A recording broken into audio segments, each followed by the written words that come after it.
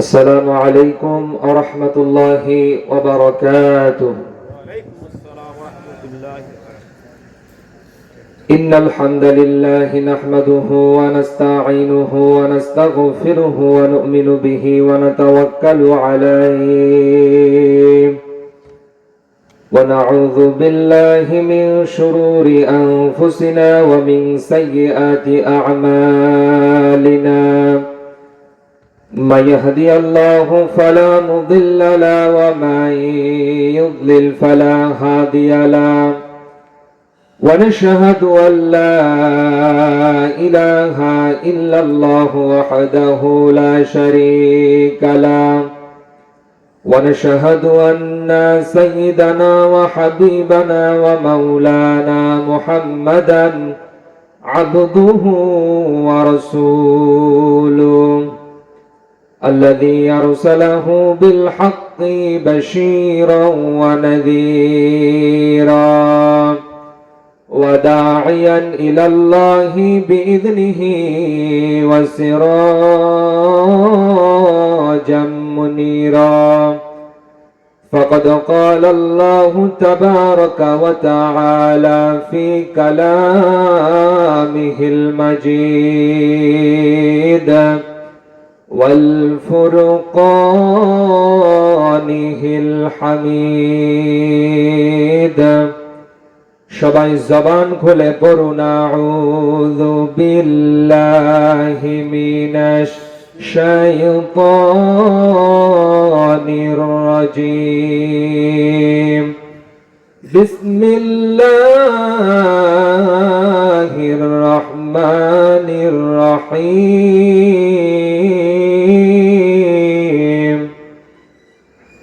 ইয়া أيها الذين آمنوا هل أدلكم يا أيها الذين آمنوا هل أدلكم على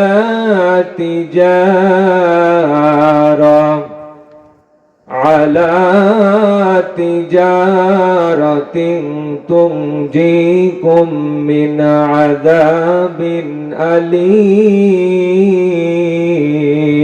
قرن الله أكبر. تؤمنون بالله ورسوله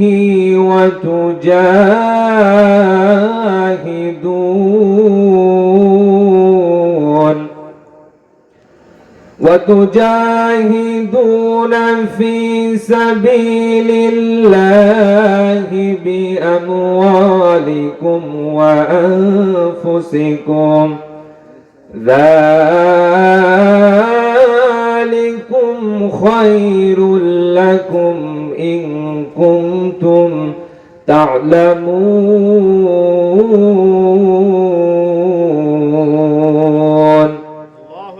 صدق الله العظيم. وقال رسول الله صلى الله عليه وسلم ثلاثة من كن فيه وجد حلاوة الإيمان من كان الله ورسوله أحب إليه مما سواهما ومن أحب عبدا لا يحبه إلا لله عز وجل. وقال الله تعالى في شان حبيبه مخبرا وآمرا إن الله وملائكته يصلون على النبي يا أيها الذين آمنوا صلوا عليه وسلموا تسليما. محبت رشاد পড়েন اللهم صل على مولانا محمد وعلى آل سيدنا حبيبنا محمد মনটা যদি হইতো প্রবাল হাওয়া, হইতো যদি শুভ্র কবুতর, মেঘের ডানায় পাঠিয়ে দিতাম মদিনারি পথে, যেথায় আমার প্রিয় নবী ঘুমাই নিরন্তর, যেথায় আমার প্রিয় রাসূল ঘুমাই নিরন্তর। মুহাব্বতের সাথে পড়েন আল্লাহুম্মা সাল্লি আলা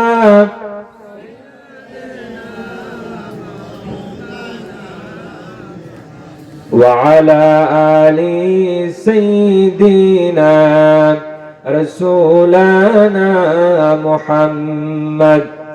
কোন জমিনের মাটি আমার হবে গোরস্থান, কোন জমিনের মাটি আমার হবে গোরস্থান, কাদের চোখের জলে আমি পাব পরিত্রাণ, কোন জমিনের মাটি আমার হবে গোরস্থান, কারায় আমায় গোসল দেবে, কে আনিবে কাফন, কারায় আমায় ভালোবেসে করে দেবে দাফন, ঠিক কিনা? কারায় আমায় গোসল দেবে, কে আনিবে কাফন, কারায় আমায় ভালোবেসে করে দেবে দাফন, কারায় আমার পাশে বসে, কারায় আমার পাশে বসে পড়বে আল কোরআন, কোন জমিনের মাটি আমার হবে গোরস্থান, কোন জমিনের মাটি আমার হবে গোরস্থান। চিল্লায় বলেন মারহাবা।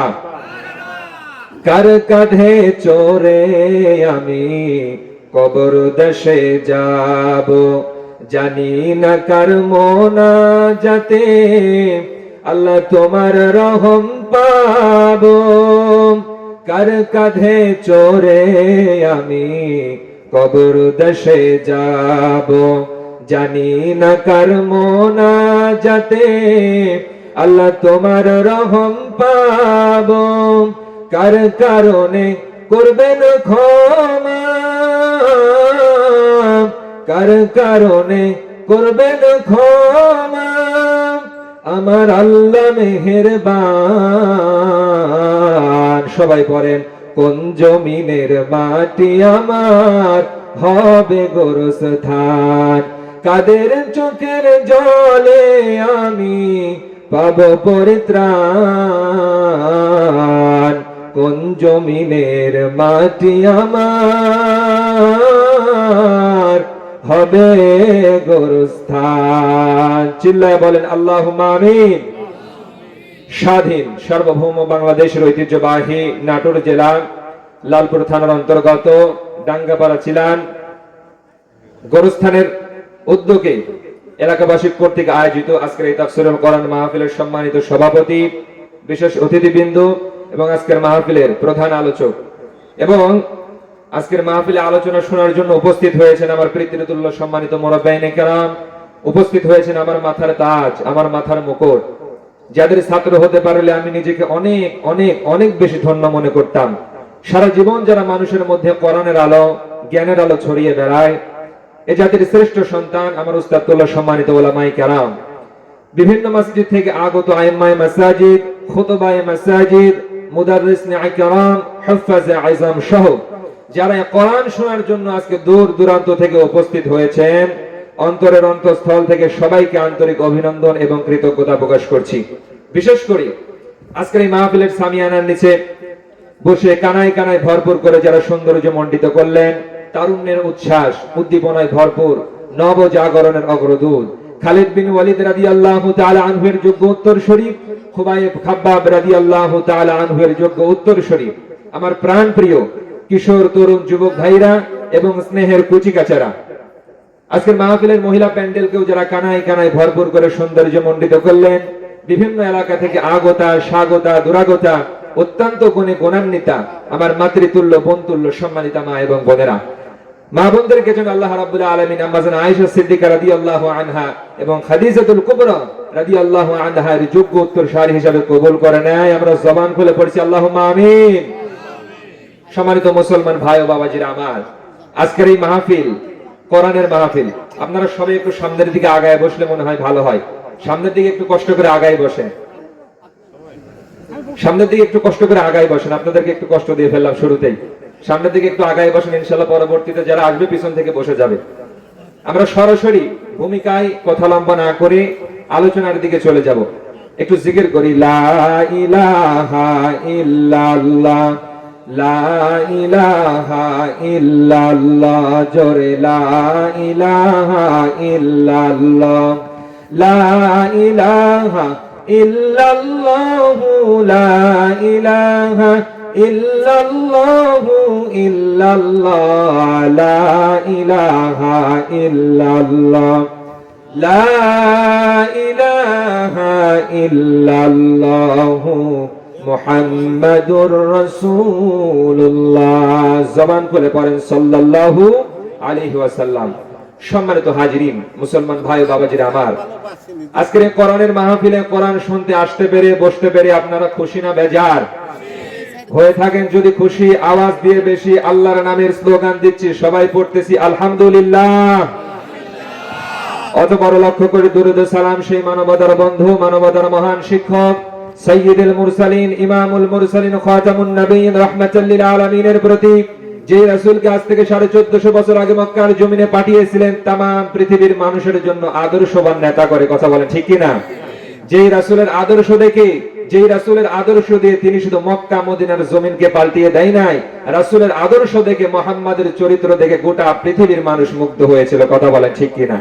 যেই রাসূলের চরিত্রের ব্যাপারে আল্লাহ তাআলা বলেছেন, ওয়া ইন্নাকা লাআলা খুলুকিন আযীম, রাসূলের চরিত্রের গভীরতা এত বেশি যেটা মাপার মতন যন্ত্র অনবীক্ষণ যন্ত্র পৃথিবীতে আবিষ্কার হয় নাই। ঠিক কি না?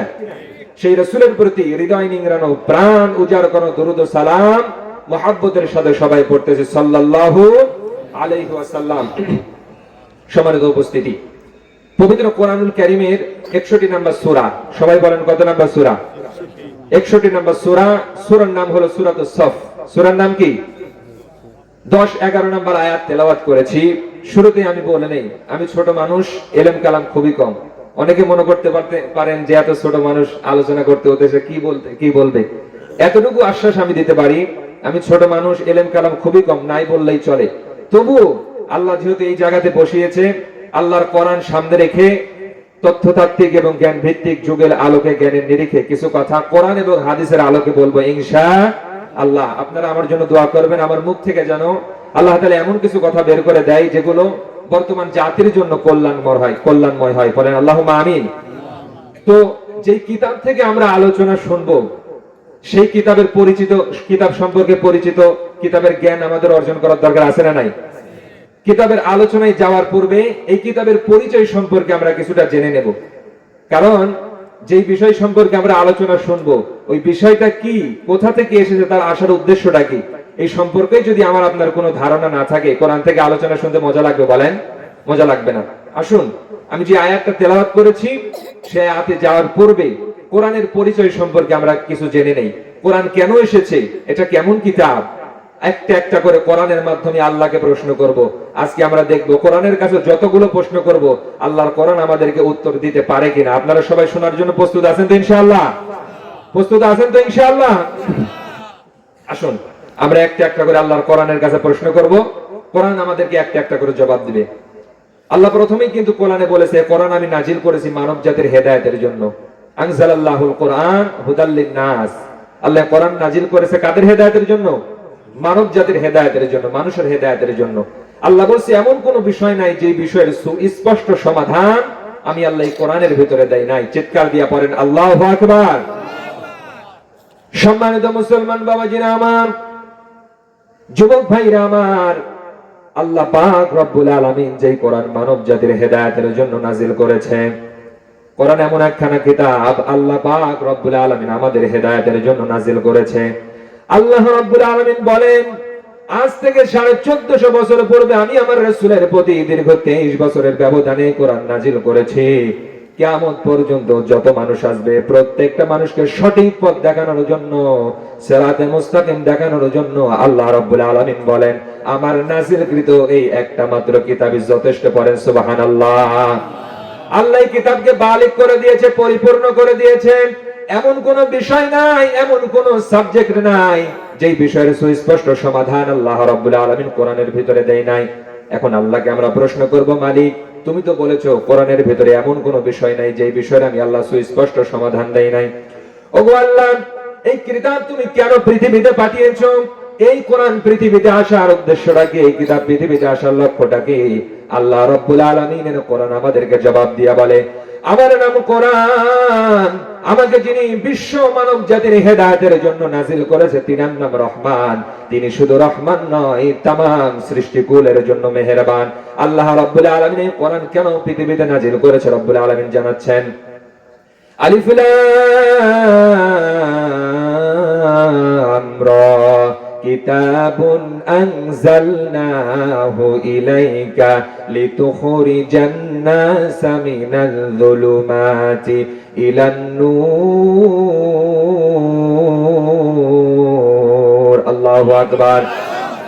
আল্লাহ রাব্বুল আলামিন বলেন, ওগো নবী, এমন একখানা কিতাব আমি আপনার উপরে নাযিল করেছি, যেই কিতাব দ্বারা আমি তামাম পৃথিবীর মানুষদেরকে অন্ধকার আচ্ছন্ন পথ থেকে বের করে আমি আল্লাহ রাব্বুল আলামিন এই কিতাবের মাধ্যমে মানুষদেরকে আলোর পথে আনার জন্য এই কিতাব নাযিল করেছি। আল্লাহু আকবার। তাহলে কোরআন পৃথিবীতে এসেছে মানব জাতিকে আলোর পথ দেখানোর জন্য। দ্বিতীয় নম্বরে আল্লাহকে আমরা প্রশ্ন করব, মালিক বুঝলাম কোরআন তুমি পৃথিবীতে পাঠিয়েছো মানব জাতিকে হেদায়েত দেওয়ার জন্য, অন্ধকার আচ্ছন্ন পথ থেকে মানব জাতিকে আলোর পথে আনার জন্য। রব্বে কারীম, তোমার কাছে দ্বিতীয় নাম্বার আমাদের প্রশ্ন হলো, আয় আল্লাহ, এমন একখানা কিতাব তুমি আমাদের জন্য নাযিল করলা, এই কিতাবের সাথে পৃথিবীর কোনো কিতাবের তুলনা হয় কিনা? কারণ পৃথিবীতে যত রাইটার রয়েছে, যত বই লেখক রয়েছে, প্রতিটা বই লেখক শুরুতে অথবা শেষ প্রান্তে লিখে দেয় আমার এই লেখা বইয়ের ভিতরে কোনো রকমের ভুল হওয়া সম্ভব। আপনারা যদি কোথাও ভুল পেয়ে থাকেন আমাকে ধরিয়ে দেবেন, আমি আপনাদের কাছে কৃতজ্ঞ থাকব। পরবর্তী সংস্করণের মাধ্যমে আমি শুধরিয়ে নেব। ওগো মালিক, আপনি আমাদেরকে জানিয়ে দেন এই কিতাবের সাথে পৃথিবীর কোন কিতাবের তুলনা হয় কিনা, আপনি আমাদেরকে জানিয়ে দেন। আল্লাহ পাক রব্বুল আলামিন কিতাবের মাঝেও বলে নাই, কিতাবের শেষেও বলে নাই।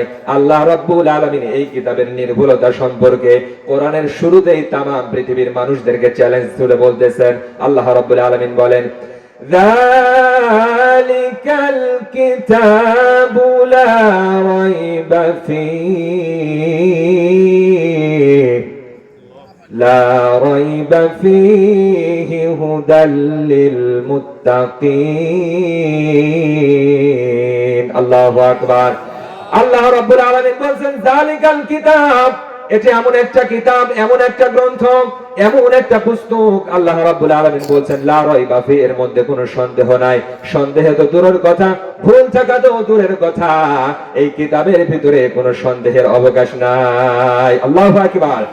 আল্লাহ রাব্বুল আলামিন কোরআনুল কারীমে আরেক জায়গায় বলতেছেন, তানজিলুল কিতাবি লা রাইবা ফীহি মির রাব্বিল আলামিন। আমার আল্লাহ রাব্বুল আলামিন বলছেন, এই কিতাব বিশ্ব জাহানের প্রতিপালকের পক্ষ থেকে নাজিল হয়েছে। আর এটা এমন একটা কিতাব, এমন একটা গ্রন্থ, এর ভিতরে ভুল থাকা তো দূরের কথা, এর মধ্যে কোনো সন্দেহের অবকাশ নাই। মুসলমান চিৎকার দিয়ে পড়েন আল্লাহু আকবার।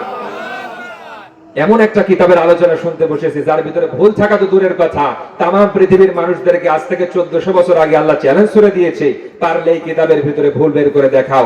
আল্লাহর এই চ্যালেঞ্জ আজও কিতাবের ভিতরে অক্ষত অবস্থায় আছে না নাই? আছে। আল্লাহর এই চ্যালেঞ্জের মোকাবেলা করার মতো ক্ষমতা পৃথিবীর কোনো মানুষ দেখাতে পেরেছে? পারে নাই। কিয়ামত পর্যন্ত কেউ পারবে? পারবে না। এটা এমন একটা কিতাব, আল্লাহ বলেছেন কোনো সন্দেহের অবকাশ নাই।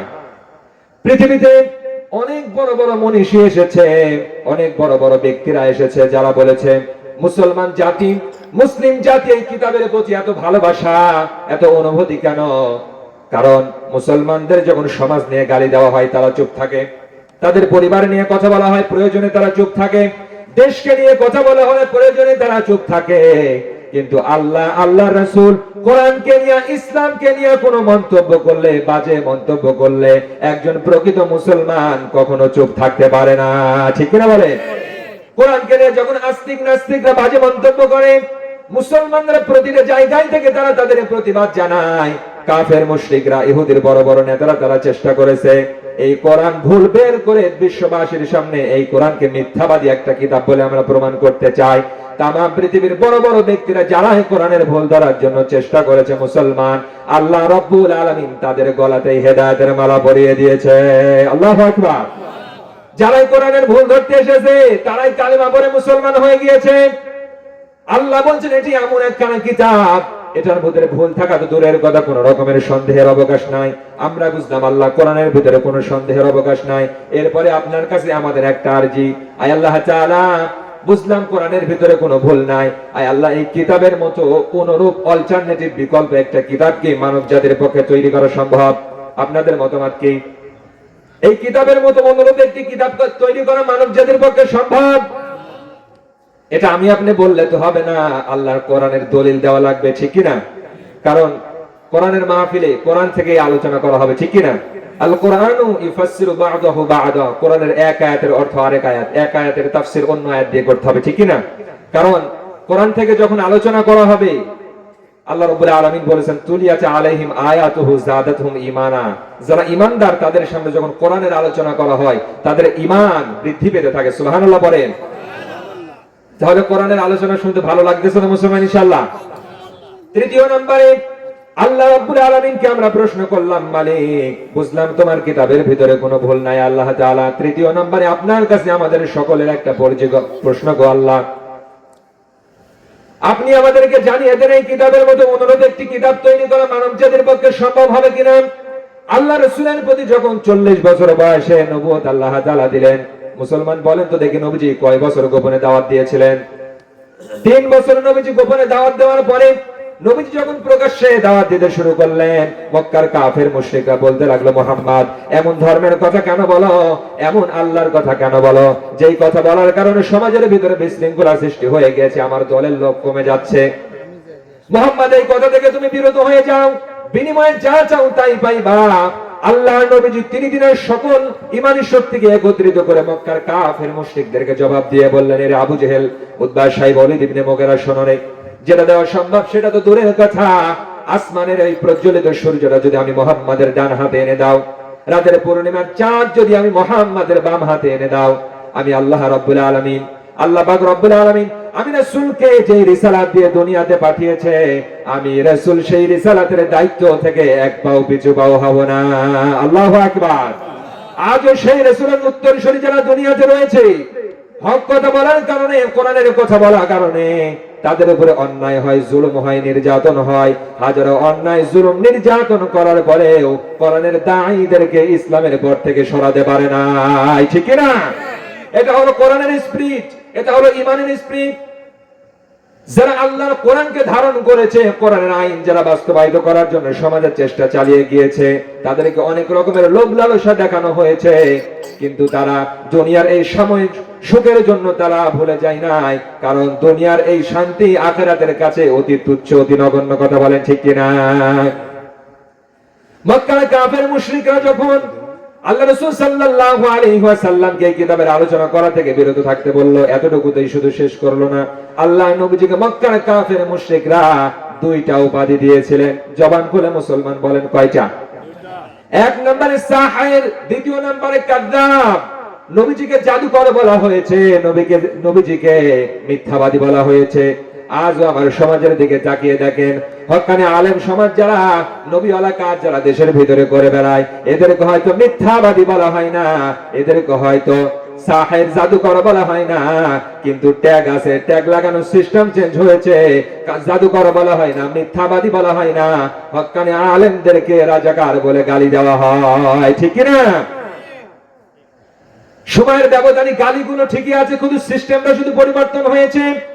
রাসূলকে যারা সাহির বলেছে, জাদুকর বলেছে, মিথ্যাবাদী বলেছে, এতটুকু তো শুধু শেষ করলো না, শেষ পর্যন্ত তারা কি বলল? আল্লাহ রাব্বুল আলামিনের রাসূল আল্লাহকে ডাক দিয়ে বললেন, ওয়া ক্বালার রাসূলু ইয়া রাব্বি ইন্না কওমি ইত্তাখাযু হাযাল কুরআনা মাহজুরা। চিৎকার দিয়া পড়েন আল্লাহু আকবার। আল্লাহ রাসূল আল্লাহকে ডাক দিয়ে বললেন, মালিক, মক্কার কাফের মুশরিকরা এই কোরআনকে পরিত্যাজ্য বলে ঘোষণা করেছে গো আল্লাহ। আয় আল্লাহ, আপনি এখন এই মক্কার কাফের মুশরিকদেরকে একটা যথাযথ জবাব আপনি দিয়ে দেন। তারা বলে, মুহাম্মদ এই কিতাব নিজে নিজে তৈরি করেছে, এটা আল্লাহর পক্ষ থেকে আসে নাই গো। আল্লাহ রাব্বুল আলামিন আপনার জবাবের অপেক্ষায় আমি থাকলাম। আল্লাহ রাব্বুল আলামিন মক্কার কাফের মুশরিকদেরকে দুইটা চ্যালেঞ্জ ছুড়ে দিলেন। কয়টা? দুইটা চ্যালেঞ্জ ছুড়ে দিলেন। যারা বলল মুহাম্মদ এই কিতাব নিজে নিজে তৈরি করেছে, আল্লাহ রাব্বুল আলামিন তাদেরকে চ্যালেঞ্জ ছুড়ে দিয়ে বলল, তোমরা যারা বলো মুহাম্মদ এই কিতাব নিজে নিজে তৈরি করেছে, আল্লাহ রাব্বুল আলামিন তাদেরকে বললেন, قل لئن اجتمعت الإنس والجن على أن يأتوا بمثل هذا القرآن لا يأتون بمثله ولو كان بعضهم لبعض ظهيرا।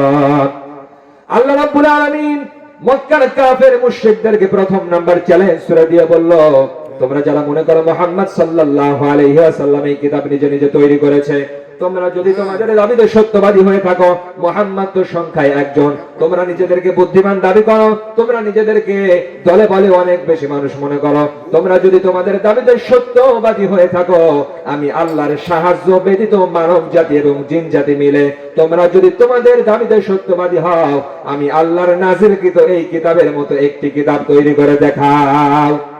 মক্কার কাফের মুশরিকরা আল্লাহর এই চ্যালেঞ্জ গ্রহণ করতে পারে নাই। আল্লাহ রাব্বুল আলামিন এবার একটু কমিয়ে দিলেন। আল্লাহ রাব্বুল আলামিন বলছেন, আম ইয়াকুলুনা ফাতারাহু কুল ফাআতু বিআশরি সুওয়ারিন মিথলিহি মুফতারায়াতিন ওয়াদউ মান ইসতাতা'তুম মিন দুনিল্লাহ। আল্লাহু আকবার। আল্লাহ রাব্বুল আলামিন বললেন, আমার এই কিতাবের মতো অনুরূপ একটি কিতাব তৈরি করার দরকার নাই। তোমরা যদি তোমাদের দাবিতে সত্যবাদী হয়ে থাকো, আমি আল্লাহর এই কিতাবের ভিতরে 114টা সূরা রয়েছে, এই কিতাবের ভিতরে 114টা সূরা তোমাদের তৈরি করা লাগবে না। অনুরূপ তোমরা যদি তোমাদের দাবিতে সত্যবাদী হয়ে থাকো, এই কিতাবের ভিতরে অনুরূপ মাত্র 10টা সূরা তোমরা তৈরি করে দেখাও। আল্লাহু আকবার বলেন। আল্লাহর এই চ্যালেঞ্জ মক্কার কাফের মুশরিকরা গ্রহণ করতে পারে নাই। তার মানে এই বক্তব্য থেকে আমরা বুঝতে পারলাম, এই কিতাব এমন একটা গ্রন্থ, এমন একটা কিতাব, এই কিতাবের মতো অল্টারনেটিভ বিকল্প একটি কিতাব তৈরি করা, রচনা করা মানব জাতির পক্ষে কিয়ামত পর্যন্ত সক্ষম হবে না। কথা বলেন ঠিক কিনা? সর্বশেষ নাম্বার প্রশ্নের মাধ্যমে আমরা আমাদের তেলাওয়াতকৃত আয়াতের আলোচনার দিকে চলে যাব। আল্লাহকে প্রশ্ন করলাম, মালিক, বুঝলাম তোমার এই কিতাবের ভিতরে কোনো ভুল নাই, তোমার এই কিতাব দুনিয়াতে এসেছে মানব জাতির হেদায়েতের জন্য। ওগো আল্লাহ, বুঝলাম এই কিতাবের ভিতরে, এই কিতাবের মতো অনুরূপ একটি কিতাব তৈরি করা মানব জাতির পক্ষে সম্ভব নয়। আল্লাহ রাব্বুল আলামিন সর্বশেষ নম্বরে তোমার কাছে আমাদের সকলের একটা আরজি, সবার প্রশ্ন, আয় আল্লাহ রাব্বুল আলামিন, যেই কিতাব মানুষকে নম্রতা শিক্ষা দেয়, যেই কিতাব মানুষকে ভদ্রতা শিক্ষা দেয়, যেই কিতাব মানুষকে সামাজিকতা শিক্ষা দেয়, যেই কিতাব মানুষকে পারিবারিক শিক্ষা দেয়, যেই কিতাব মানুষকে সোশ্যাল সামাজিকতা শিক্ষা দেয়, ওই কিতাবের আলোচনা করা এবং ওই কিতাব থেকে আলোচনা শোনার একটা নীতিমালা আছে না নাই? যে কিতাব মানুষকে নম্রতা শিক্ষা দেয়, ওই কিতাব থেকে আলোচনা করা এবং আলোচনা শোনার কোনো উপায়, কোনো নীতিমালা আছে কিনা? আল্লাহর কোরআন ডাক দিয়ে বলে অবশ্যই আছে। কোরআন যারা শুনবে তাদের কাজ হলো দুইটা। আল্লাহ রাব্বুল আলামিন কোরআনুল কারীমের ভিতরে সূরা আরাফের ভিতরে জানাচ্ছেন, وَإِذَا قُرِئَ الْقُرْآنُ فَاسْتَمِعُوا لَهُ وَأَنصِتُوا لَعَلَّكُمْ তুরহামুন। আল্লাহ রাব্বুল আলামিন বলছে, তোমাদের সামনে যখন কোরআনের আলোচনা করা হবে, তোমাদের সামনে যখন ওয়াজ করা হবে, নসিহত করা হবে, দুইটা নীতিমালা তোমরা অবলম্বন করবা। এক নম্বরে ফাসতামিউ ওয়া আনসিতু, এক নম্বরে তোমরা শ্রবণ করবা, দ্বিতীয় নম্বরে তোমরা মনোযোগ সহকারে শুনবা। নীতিমালা কয়টা? সবাই বলেন কয়টা? দুইটা নীতিমালার কথা আল্লাহ বলেছে। এক নম্বরে স্রোত থেকে কোরআনের কথা শুনতে হবে। আবার আল্লাহ তাআলা এবার জানাচ্ছেন যারা কোরআন থেকে কথা বলবে তারা নিজেদের মন মস্তিষ্ক প্রসূত জ্ঞান দ্বারা বলতে পারবে না। আল্লাহ রাব্বুল আলামিন আজ থেকে 1450 বছর পূর্বে আল্লাহ নবীজিকে এই কোরআন দিয়ে কেমন করে মানুষের সামনে কথা বলবে আল্লাহ জানিয়ে দিয়েছেন। আল্লাহ রাব্বুল আলামিন বলছেন, কিতাবুন উনজিলা ইলাইকা ফালা ইয়াকুন ফি সাদরিকা হারাজুম মিনহু লিতুযিরা বিহি ওয়া যিকরা লিল মুমিনিন। আল্লাহ বলেন কিতাবুন উনজিলা ইলাইকা ফালা ইয়াকুন ফি সাদরিকা হারাজুম মিনহু। ওগো নবী, এমন একখানা কিতাব আমি আপনার উপরে নাজিল করেছি, এই কিতাব দিয়ে যখন আপনি মানুষের সামনে বক্তব্য পেশ করবেন, ওগো নবী, আমি আল্লাহর এই কথা বলতে গিয়া আপনার অন্তরের ভিতরে কোন রকমের দ্বিধা দ্বন্দ্ব ভয় ভীতি যেন কাজ না করে। কারণ কোরআন থেকে কথা বলতে হবে একজনের সন্তুষ্টির উদ্দেশ্যে, তিনি কে? কোরআন থেকে কথা বলতে গেলে কোনো মানুষের ভয় অন্তরে রাখা যাবে না, কোনো মানুষের রক্তচক্ষুর দিকে তাকানো যাবে না। আমার কোরআন থেকে কথা বললে কোন নেতা খুশি হবে, কোন নেতা বেজার হবে, কোরআন থেকে কথা বললে কার পক্ষে যাবে কার বিপক্ষে যাবে, এই দিকে তাকিয়ে কোরআনের কথা বলা যাবে না। কোরআন থেকে কথা বলতে হবে শুধুমাত্র কেবলমাত্র লিল্লাহির সন্তুষ্টির জন্য, ঠিক না? কারণ কোরআন থেকে কথা শোনার পরে তার কাছে লাগবে তেমন যার চরিত্র যেমন, ঠিক না? আপনার চরিত্র যদি আবু বকর, ওমর, উসমান, আলী রাদিয়াল্লাহু তাআলা আনহুর মতো হয়, কোরআন শোনার পরে আপনার ঈমান বৃদ্ধি পাবে। কি বৃদ্ধি পাবে বলেন? আর যদি আপনার চরিত্র আবু জেহেল, আবু লাহাব, নমরুদ, ফেরাউনের মতো হয়, কোরআন শোনার পরে আপনার ঈমান বৃদ্ধি পাবে না। আবু জেহেলও কোরআন শুনেছিল কিন্তু তার ঈমান বৃদ্ধি পায় নাই, তার ঈমান বৃদ্ধি পেয়েছিল শয়তানি আর বদমাশি, ঠিক কি না? এই জন্য কোরআন শুনতে হবে আবু জেহেলের মন মানসিকতা নিয়ে নাকি আবু বকরের মন মানসিকতা নিয়ে? আল্লাহ রাব্বুল আলামিন সেই মন মানসিকতা আমাদের প্রত্যেককে তৈরি করে দিক। আমরা জবান খুলে পড়ছি আল্লাহুম্মা আমিন। তাহলে কোরআনের পরিচয় সম্পর্কে আমাদের একটা সাধারণ ধারণা আসছে না, যে কোরআন কেন এসেছে, এটা কেমন কিতাব? এই কিতাবের মতো অনুরূপ একটি কিতাব তৈরি করা, রচনা করা মানব জাতির পক্ষে সম্ভব হবে না। এবার আসেন, আমি আমার তেলাওয়াতকৃত আয়াতের দিকে চলে যাচ্ছি। জবান খুলে আমার সাথে পড়েন, আউযু বিল্লাহি মিনাশ শাইতানির রাজীম, বিসমিল্লাহির রহমানির রহিম, ইয়া আইয়ুহাল্লাযীনা আমানু। চিৎকার দিয়া পড়েন আল্লাহু আকবার। শব্দের দিকে লক্ষ্য করেন, আল্লাহ রাব্বুল আলামিন বলতেছেন, ইয়া আইয়ুহাল্লাযীনা আমানু, ওহে ঈমানদারগণ, ওহে বিশ্বাসীগণ, তোমরা যারা আমি আল্লাহর প্রতি ঈমান এনেছো। আল্লাহর এই বক্তব্যটা শুধুমাত্র ঈমানদারদের জন্য। কাদের জন্য? আল্লাহ কোরআনে বলেছে, ইয়া আইয়ুহান নাস, ইয়া আইয়ুহাল ইনসান।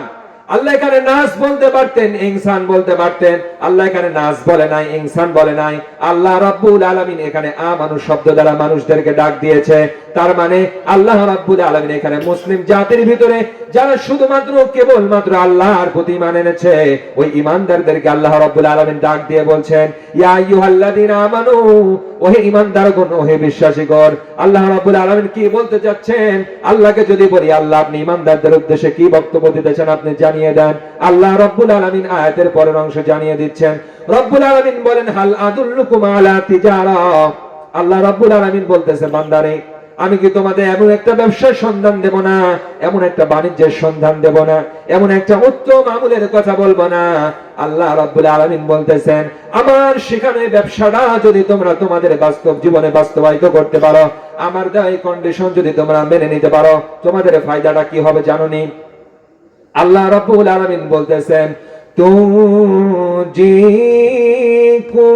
মিন আযাবিন আলীম। আল্লাহু আকবার। আল্লাহ রাব্বুল আলামিন বলতেছে, বান্দা, আমার সেখানে কন্ডিশন যদি তোমরা তোমাদের জীবনে মেনে নাও, আমি রব্বে কারীম তোমাদেরকে ওই জাহান্নামের মর্মান্তিক আযাব থেকে পানাহা দেব। একটা জবান বন্ধ রাখবেন না মুসলমান। জবান খুলে বলেন তো দেখি, আমরা জাহান্নামের আগুন থেকে বাঁচতে চাই কি চাই না? যারা আসতে বললেন তারা মনে হয় জাহান্নামের আগুনে যেতে চান। জবান করে বলেন আমরা জাহান্নামের আগুন থেকে বাঁচতে চাই কি চাই না? সবাই আমরা জাহান্নামের আগুন থেকে বাঁচতে চাই, কারণ ওই জাহান্নামের ইন্ধন, ওই জাহান্নামের আগুন সহ্য করার মতন ক্ষমতা আমাদের নাই, ঠিক না? আল্লাহ রাব্বুল আলামিন বলেছেন কোরআনের ভিতরে, বান্দা শোনো রে, ওই জাহান্নামের ইন্ধনটা কি হবে? ফাত্তাকুন নারাল্লাতী ওয়াকুদুহান নাস ওয়াল হিজারা। আল্লাহ রাব্বুল আলামিন বলছেন ফাত্তাকুন নার, তোমরা ওই জাহান্নামকে ভয় করো, ওই জাহান্নামের আগুনকে ভয় করো। আল্লাতী ওয়াকুদুহান নাস ওয়াল হিজারা, যে জাহান্নামের ইন্ধন হবে মানুষ আর পাথর। নাউযুবিল্লাহ পড়ে। যে জাহান্নামের ইন্ধন হবে মানুষ আর পাথর, পাথর দিয়ে মানুষের মাথায় মেরে মানুষের মাথা চূর্ণ বিচূর্ণ করে দেওয়া হবে। এতটুকুতে আল্লাহ শেষ করলেন না, আল্লাহ বলছে বান্দা জানোনি ওই জাহান্নামের আগুনের প্রখরতা কতটা বেশি হবে? আল্লাহ রাব্বুল আলামিন বলতেছেন কুল নারু জাহান্নামা আশাদ্দু হাররাল লাউ কানু ইয়াফকাহুন। চিৎকার দিয়া পড়েন আল্লাহু আকবার। আল্লাহ রাব্বুল আলামিন নবীকে জান দিয়ে বলেন, ওগো নবী, কুল নারু জাহান্নামা আশাদ্দু হাররা, আপনি আপনার উম্মতদেরকে জানিয়ে দেন, তাম পৃথিবীর মানুষদেরকে জানিয়ে দেন, তোমরা জানো নাকি ওই জাহান্নামের আগুনের প্রখরতা কতটা বেশি হবে? আল্লাহ রাব্বুল আলামিন বলতেছেন ওই জাহান্নামের আগুনের প্রখরতা তেজ অনেক বেশি হবে। এর ব্যাখ্যা নবীজি হাদিস শরীফের ভিতরে করেছেন। নবীজি একদিন সাহাবীদেরকে বললেন, আমার সাহাবীরা শোনো রে, তোমরা কি জানো আল্লাহ রাব্বুল আলামিন দুনিয়াতে যে আগুন আমাদের জন্য উপকারের বস্তু হিসাবে নাজিল করেছে, এই আগুন জাহান্নামের আগুনের 70 ভাগের মাত্র 1 ভাগ। কয় ভাগ? 70 থেকে 1 ভাগ দিলে থাকে কত? 69, ঠিক না? আল্লাহ রাসূল সাল্লাল্লাহু আলাইহি ওয়াসাল্লামের এই কথা শোনার পরে এই হাদিসটা বর্ণনা করেছেন সাইয়্যিদুল মুহাদ্দিসিন যাকে বলা হয়, আবু হুরায়রা রাদিয়াল্লাহু তাআলা আনহু। সাহাবীরা প্রশ্ন করলেন, ইয়া রাসূলুল্লাহ, ইয়া হাবিবাল্লাহ, দুনিয়ার এই আগুন সবকিছু জ্বালিয়ে পুড়িয়ে দেওয়ার জন্য সক্ষম। আপনারা দেখেছেন আমেরিকার লস অ্যাঞ্জেলসে আল্লাহ রাব্বুল আলামিন এমন আগুন লাগিয়ে দিয়েছে যে আগুন মানব জাতির পক্ষে সহজেই নিভানো সম্ভব হয় নাই, ঠিক কিনা? দুনিয়ার এই আগুন, দুনিয়ার এই আগুন, দুনিয়ার এই আগুন পৃথিবীর সবকিছু জ্বালিয়ে পুড়িয়ে দেওয়ার জন্য সক্ষম। সাহাবীরা প্রশ্ন করলেন, ইয়া রাসূলুল্লাহ, ইয়া হাবিবাল্লাহ, এরপরে আল্লাহ রাব্বুল আলামিন কেন জাহান্নামের আগুন এত উত্তপ্ত সম্পূর্ণ সৃষ্টি করলেন? আল্লাহ নবীজি সাহাবীদেরকে ডাক দিয়ে বলেন, আমার সাহাবীরা শোনো রে, দুনিয়ার এই আগুন শরীরের কোন জায়গায় লাগলে সেই জায়গাটা ঝলসে যায়, পুড়ে যায়। আর জাহান্নামের আগুনের প্রখরতা এতটা বেশি হবে, জাহান্নামের আগুনের ইন্ধনটা এতটা বেশি হবে, জাহান্নামের আগুন শরীরের কোন জায়গায় স্পর্শ করার সঙ্গে সঙ্গে সর্বপ্রথম কলিজাটা পুড়ে ছারখার হয়ে যাবে। আল্লাহু আকবার। ওই জাহান্নামের আগুন থেকে আমরা বাঁচতে চাই কি চাই না? ওই জাহান্নামের আগুন থেকে যদি আমরা বাঁচতে চাই, আল্লাহর দেওয়া এই শর্ত, এই কন্ডিশন আমাদের জীবনে বাস্তবায়িত করার দরকার আছে না নাই? আল্লাহ রাব্বুল আলামিন, আল্লাহকে এবার বলতেছি, আল্লাহ আপনি জানিয়ে দেন সেই শর্তটা কি, সেই কন্ডিশনটা কি? আল্লাহ রাব্বুল আলামিন আমাদেরকে জানিয়ে দিচ্ছেন, তুমিনুনা বিল্লাহি ওয়া রাসূলিহি ওয়া তুজাহিদুনা ফি সাবিলিল্লাহি বিআমওয়ালিকুম ওয়া আনফুসিকুম যালিকুম খায়রুল লাকুম ইন কুনতুম তা'লামুন। চিৎকার দিয়ে বলেন আল্লাহু আকবার। আল্লাহ রাব্বুল আলামিন আমাদেরকে জানিয়ে দিচ্ছেন প্রথম নাম্বার শর্তটা হলো তুমিনুনা বিল্লাহি ওয়া রাসূলিহি, তোমরা আমার প্রতি এবং আমার রাসূলের প্রতি ঈমান আনো। কার প্রতি ঈমান আনতে হবে? এখন আপনারা বলেন কয়টা জিনিসের প্রতি ঈমান আনা ফরজ? কয়টা? 7টা জিনিসের প্রতি ঈমান আনা ফরজ, কিন্তু কোরআনের ভিতরে কিন্তু 5টার কথা বলা হয়েছে। ওয়ালাকিন্নাল বিররা মান আমানা বিল্লাহি ওয়াল ইয়াউমিল আখির ওয়াল মালাইকাতি ওয়াল কিতাবি ওয়ান নাবিয়্যিন। কোরআনুল কারীমের ভিতরে 5টার কথা বলা হয়েছে, কিন্তু হাদিসের ভিতরে গিয়ে অতিরিক্ত 2টার কথা বলা হয়েছে। তাকদীরের ভালো মন্দের প্রতি ঈমান এবং পুনরুত্থিত দিবসের প্রতি ঈমান, এই 7টা জিনিসের প্রতি ঈমান আনার জন্য আল্লাহ নির্দেশ দিয়েছে। আল্লাহ রাব্বুল আলামিন বলতেছে, রে বান্দা, আমার প্রতি এবং আমার রাসূলের প্রতি ঈমান আনো। এখন এই ঈমান আমার ভিতরে আছে না নাই? আপনার ভিতরে আছে না নাই? এটা যাচাই করার দরকার আছে না নাই? যাচাই করার দরকার আছে না? শুধু মুখে দাবি করলে কি ইমানদার হওয়া যায়? জন্মসূত্রে আগা কাটা থাকলে শুধু মুসলমান হওয়া যায় না। মুসলমানের ঘরে জন্ম নিলে শুধু মুসলমান হওয়া যায় না। মুসলমান হতে হলে, ইমানদার হতে হলে তার জীবনে কিছু কোয়ালিফিকেশন, কিছু গুণাবলী থাকার দরকার আছে না নাই? আছে। সেই গুণাবলী কি? কোরআন আমাদেরকে জানিয়ে দিচ্ছে, হাদিস আমাদেরকে জানিয়ে দিচ্ছে। তিনটা জিনিস যতদিন আপনি বাস্তবায়িত করতে না পারবেন, কোন একটা যদি আপনার ভিতরে কমতি থাকে, আপনি ইমানদার হতে পারবেন না। আমাদের ভিতরে অসংখ্য মুসলমান আছে যারা নামাজ পড়ে না, রোজা রাখে না, কিন্তু চাষতলে বসে বড় বড় কথা বলে। যারা নামাজ পড়ে, মুখে দাড়ি রাখে, তারা নামাজ পড়ে কি হবে? আমরা নামাজ না পড়লেও আমাদের ঈমান ভালো আছে, এমন কথা আছে না নাই? যার নামাজ নাই তার ঈমান নাই, যার নামাজ নাই তার কি নাই? যার নামাজ নাই তার কি নাই? ঈমান নাই। আল্লাহ রাব্বুল আলামিনের নবীজি বলছেন, তিনটা জিনিস তোমাদের জীবনে বাস্তবায়িত করতে পারলে তোমরা ঈমানদার হতে পারবা। হুয়া তাসদিকুল জিনান, ইকরাউ বিল লিসান আমল বিল আরকান। এক নম্বরে আপনাকে মুখে স্বীকারোক্তি দিতে হবে, তাওহীদের ঘোষণা দিতে হবে। আল্লাহ পাক রব্বুল আলামিন দীর্ঘ 23 বছরের ব্যবধানে আল্লাহ রাব্বুল আলামিনের রাসূলের প্রতি যত বিধান নাযিল করেছে, প্রত্যেকটা বিধান আপনাকে মৌখিক স্বীকৃতি প্রদান করতে হবে। ইকরাউ বিল লিসান আমল বিল আরকান, এরপরে আপনাকে অন্তরে বিশ্বাস করতে হবে। যেটা আপনি অন্তরে বিশ্বাস করবেন, যেটা আপনি মুখে স্বীকারোক্তি দিবেন, শুধু মুখে স্বীকারোক্তি দিলে হবে না, অন্তরে বিশ্বাস করলে হবে না। হুবহু সেই আমলটা কাজে বাস্তবায়িত করা লাগবে। কথা বলেন ঠিক কিনা? সে আমলটা আপনাকে কাজে বাস্তবায়িত করা লাগবে। এই শ্রেণীর মুসলমান আমাদের সমাজে খুবই অভাব। মুখে কালেমা স্বীকার করে, অন্তরে বিশ্বাস করে, কিন্তু আমলের জিন্দেগিতে বাস্তবায়িত নাই। ও মুসলমান, যতদিন আপনি মুখে স্বীকার করবেন, অন্তরে বিশ্বাস করবেন, মুখে যা স্বীকার করলেন, অন্তরে যা বিশ্বাস করলেন, হুবহু ওই কাজটা, ওই আমলটা যতদিন আপনি আপনার প্র্যাকটিক্যাল লাইফে বাস্তবায়িত না করতে পারবেন, ততদিন আপনি কামিয়াবি মুসলমান হতে পারবেন না। ঠিক না? এখন এই ঈমান আপনার ভিতরে, আমার ভিতরে আছে না নাই? আল্লাহ নবীজির হাদিস আমাদেরকে জানিয়ে দিচ্ছেন। নবীজি বলছেন, তিনটা গুণ যার ভিতরে থাকবে, ওই ব্যক্তি খাঁটি ঈমানদার বলে গণিত হয়ে যাবে। নবীজি বলেছেন, মান কানা আল্লাহু ওয়া রাসূলুহু আহাব্বা ইলাইহি মিম্মা সিওয়াহুমা। এক নাম্বার গুণাবলী হলো, যে বা যারা পৃথিবীতে আসমানের নিচে জমিনের উপরে আল্লাহ এবং আল্লাহর রাসূলকে বেশি ভালোবাসবে। আল্লাহু আকবার। আল্লাহ এবং আল্লাহ রাসূলকে বেশি ভালোবাসেন তো মুসলমান? যতক্ষণ রাসূলকে বেশি ভালোবাসতে না পারবেন, ততক্ষণ আপনি মুমিন হতে পারবেন না। আরো হাদিস আছে, সেই দিকে আমি যাচ্ছি না। দ্বিতীয় নাম্বার গুণাবলী হলো, ওমান আহাব্বা আবদান লা ইউহিব্বুহু ইল্লা লিল্লাহি আযজা ওয়া জাল্লা। কাউকে ভালোবাসতে হবে আল্লাহর জন্য, আবার কাউকে প্রত্যাখ্যান করতে হবে আল্লাহর জন্য। ঠিক কিনা? এখন এই ভালোবাসা কি 14 ফেব্রুয়ারির ভালোবাসা? এই ভালোবাসা 14 ফেব্রুয়ারির ভালোবাসা না। বিবাহ বহির্ভূত যত সম্পর্ক রয়েছে, যুবক যুবতীদের ভিতরে যত সম্পর্ক রয়েছে, এই ভালোবাসার কথা আল্লাহ বলে নাই। কাউকে ভালোবাসতে হবে, কাউকে মহাব্বত করতে হবে আল্লাহর জন্য, আবার কাউকে প্রত্যাখ্যান করতে হবে আল্লাহর জন্য। আল্লাহ কোরআনে বলেছেন, লা ইয়াত্তাখিযুল মুমিনুনাল কাফিরিনা আউলিয়া মিন দুনিল মুমিনিন। আল্লাহ বলেছেন, মুমিনরা যেন কাফেরদেরকে বন্ধু রূপে গ্রহণ না করে। কার কথা? আল্লাহ বলছেন, মুমিনরা যেন কাফেরদেরকে বন্ধুরূপে গ্রহণ না করে। এখন যদি আমরা বলি আল্লাহ, তাহলে আমরা কাকে বন্ধুরূপে গ্রহণ করব? আল্লাহ পাক রব্বুল আলামিন কোরআনুল কারীমের ভিতরে আমাদেরকে জানিয়ে দিচ্ছেন, ইন্নামা ওয়ালিয়ুকুমুল্লাহু ওয়া রাসূলুহু ওয়াল্লাযীনা আমানু। চিৎকার দিয়া পড়েন আল্লাহু আকবার। আল্লাহ বলছেন, তোমরা কাফেরদেরকে বন্ধুরূপে গ্রহণ করো না, তোমাদের বন্ধু সর্বপ্রথম হবে ইন্নামা ওয়ালিয়ুকুমুল্লাহ, সর্বপ্রথম হলাম আমি আল্লাহ তোমাদের বন্ধু, ওয়া রাসূলুহু, এরপরে তোমাদের বন্ধু হবে আমার রাসূল, ওয়াল্লাযীনা আমানু, তৃতীয় নম্বরে তোমাদের বন্ধু হবে সমাজের ভিতরে যারা ঈমানদার। ঠিক কি না? এখন এই ঈমানের পথে আমরা থাকতে চাই কি চাই না?